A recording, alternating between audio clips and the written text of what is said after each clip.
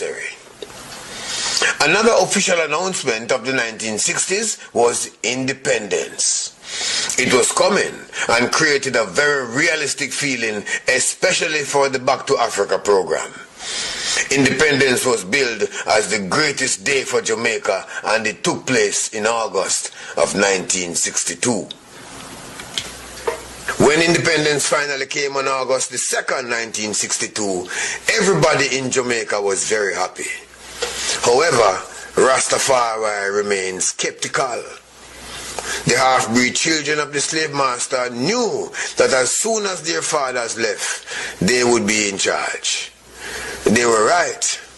These half-breeds were the only ones qualified to continue the system of oppressive government their fathers had introduced.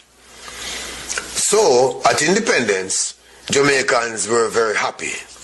We ignored the fact that the seeds, yes, the seeds of the colonizer was in its place. We thought that since they were born in Jamaica and being a half-breed, they were not completely white.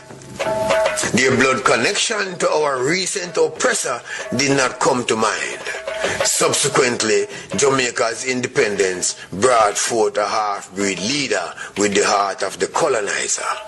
That man was Alexander Bustamante, leader of the Jamaica Labour Party, the JLP. The other party was the People's National Party, the PNP, led by his cousin. Yes, you heard right. His cousin, Norman Manley. Norman Manley would later tell the people to report any unusual movement of Rastafari to the authorities. He's also the father of Michael Manley.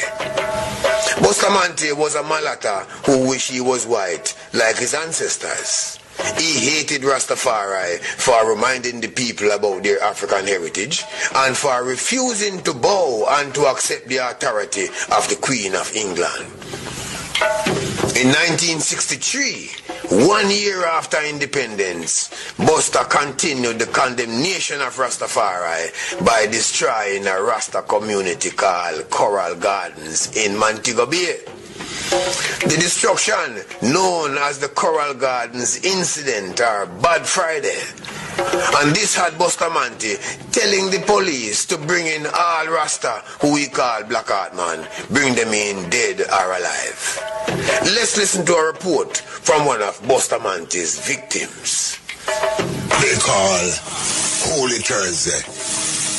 It was that time I reached Barnet, 14 Barnet Street. When I reached there, Bustamante start to gather soldiers and police in abundance to search for Rasta. When I reached the station, I see a bulk of people. Rasta and who is not Rasta is there. Beating is going on from all angles. They have a long hose that they turn on, using to water the place there. So it have a piece of iron down here, and it have a piece up here where you screw on the pipe. So them turn on the pipe now, and the water running through the hose. And them put us down to kneel down in a gutter way and start to beat. With the hose? Yes, with the hose and big stick and all different type of...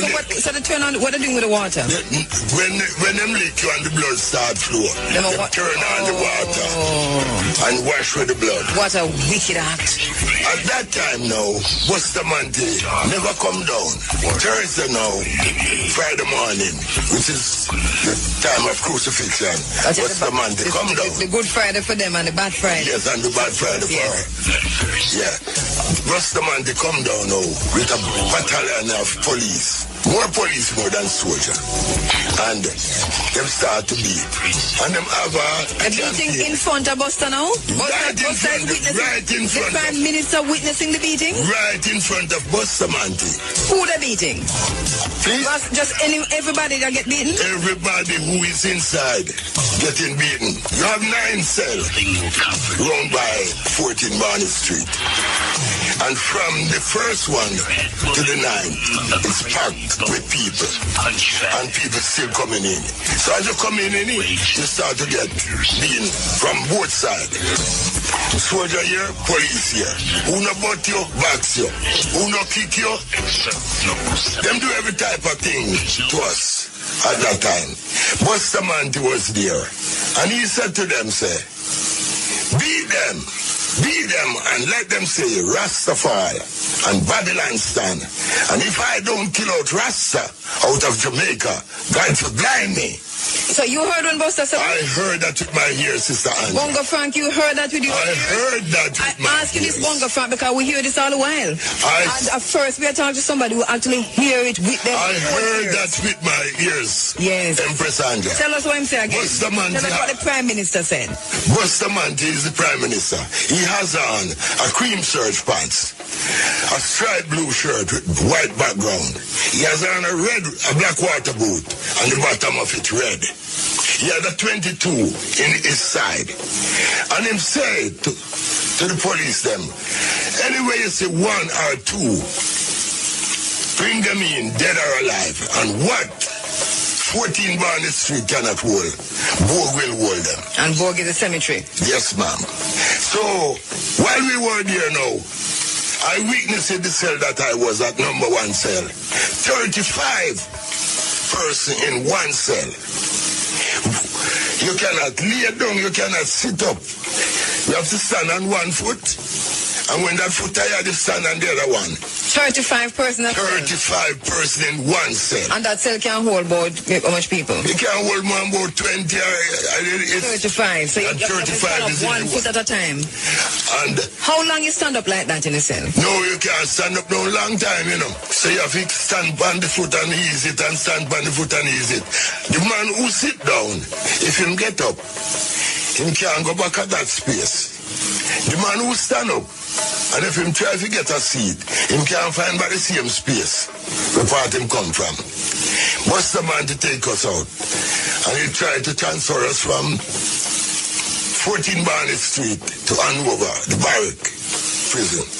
I was there for 3 months, for us from 14 Barnett Street to Hanover, the barrack prison.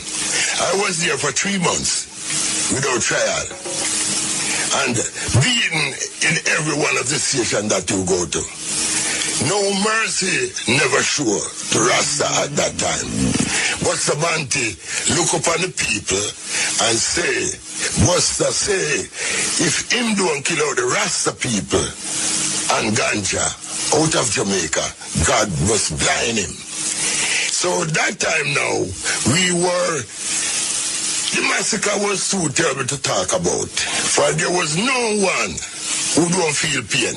If you have the smallest piece of beard, you're going to get a beating. And if you go into a barber shop and you are not a Rasta, you're going to a barber shop and come out and the policeman see you and say you just trim, you're going into jail. I'm saying you go and trim to hide yourself. So at that time, Empress Anja, we were, I can't tell you this time, for it hurts so much that I feel it in all my heart. I see it on you, my brother. I feel it in all my heart. I see it on you, my father. It's a judgment upon the land. Fireman. God. The big man, a ball man. Look here, man. Rastafari. This report was featured on IRFM Running African program in 2013. Imagine, man, what a wicked act. If this could happen to Rasta in 1963, what would Paul Bogle say happened to him 100 years before that, in 1863, and he was not a Rasta? What would Sam Sharp say was happening 100 years before that, in 1763, and he too was not a Rasta? How about in 1663? What would Queen Nanny's report on our condition be? Imagine what all of us went through on those slave ships when none of us had locks in 1563. So whether we have locks or no locks, we all suffer the same fate. The guilt of the guilty was so strong that some of them know that it's only God can save them. Only God alone could cure them of their wicked ways. And many of them who took part in our enslavement, some of them wrote letters to God asking for forgiveness. And one of those letters that became very popular is titled Amazing Grace. It is now a song. So in 1963, when we now used the currency of our oppressor, the British, a reward of 1 guinea, which is £1 plus 1 shilling, was offered for the capture of any Rasta. Subsequently, Rasta was hunted, captured, beaten and imprisoned without charge for months without mercy or redress. And due to the frequency of these raids, the Rasta woman was instrumental in massing and protecting her kingman from the authorities. Her contribution and pain in our liberation movement is immeasurable. In the documentary Bad Friday, it was also revealed by a local ex-policeman that while on the shooting range, the British police administration often use images of Rasta as target practice. Imagine that. Now, this raid and many others did not deter Rasta. And in 1966, the movement took a huge positive turn when Emperor Haile Selassie visited Jamaica on his tour of the Caribbean.